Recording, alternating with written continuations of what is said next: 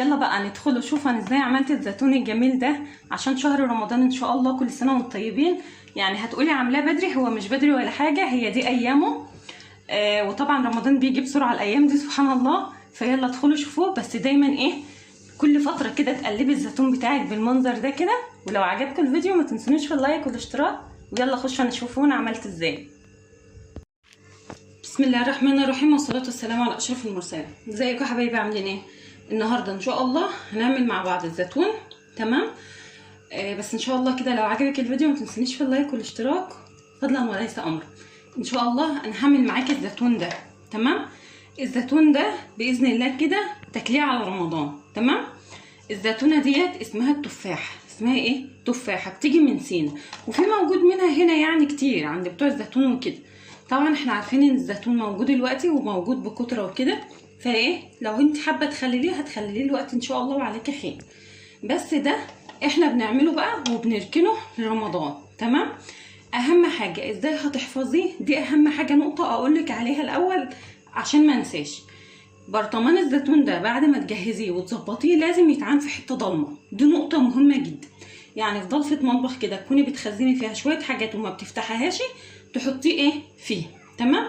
لازم في حته ضلمه يا جماعه، ما ينفعش في حته منوره خالص. اقولك المقادير بقى. دي 4 كيلو زيتون. تمام. عليهم كيس ملح 300 جرام، وعليهم نص كوبايه من الزيت، نص كوبايه من الخل، وهستعمل كمان معلقتين 3 كده هريسه شطه. دي هريسه شطه بس حاميه، لو انت مش حابه تحطيها بايه براحتك. عندي هنا نص كيلو من الزيتون من الليمون، انا قطعاه بس نصاص كده يا جماعه عشان هو كمان يتخل. هو برضك هينزل ميته وكل حاجه، فانا مرضتش اعصره. وعندي كمان ايه حوالي ربع كيلو من الشطه. طبعا هو بيكون حامي شويه، بس ايه الحمو ده هو اللي بيحافظ عليه ويخليه يعيش فتره طويله. الوقت كده هنقول بسم الله. انا مجهزه البرطمان بتاعي اهو.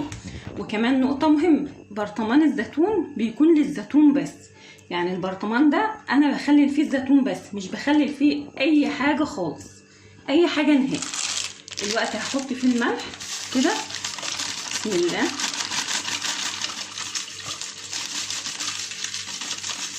على فكره انت تقدري تعمليه وتاكليه بعد شهر، شهر ونص، بس انا يعني ايه بعمله لان الزيتون بيعيش فتره ومش بيحصل له حاجه ان شاء الله. فانا بحسبه ايه لرمضان وكده. اهو يا جماعه تقلبيه حلو. تمام. الوقت اهم حاجه لازم تنزلي بيها الاول هي الشطه، لان الشطه بتكون في الارضيه اهو كده. الزيتون ينزل عليها بقى يتقلها ايه يخليها تحت. وهبدا احط كميه الزيتون بتاعتي دي كده بسم الله. هعبي الزيتون بتاعي بقى وارجع لك تاني.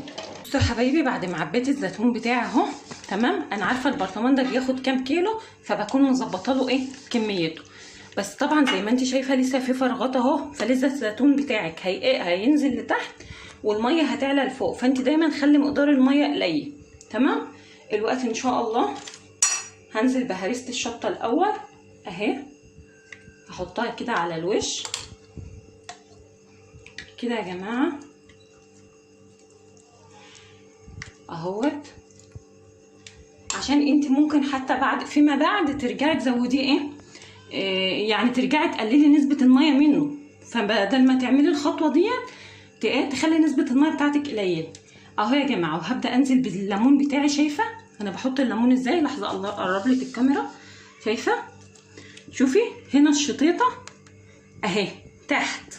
الشطيطه لو طلعت فوق هنا هتتهرى منك على طول وهتبوظ، فبدل ما تبوظ نخليها ايه تحت. والليمون هنغطي بيه كلها بكميه الايه الزيتون بتاعنا كده.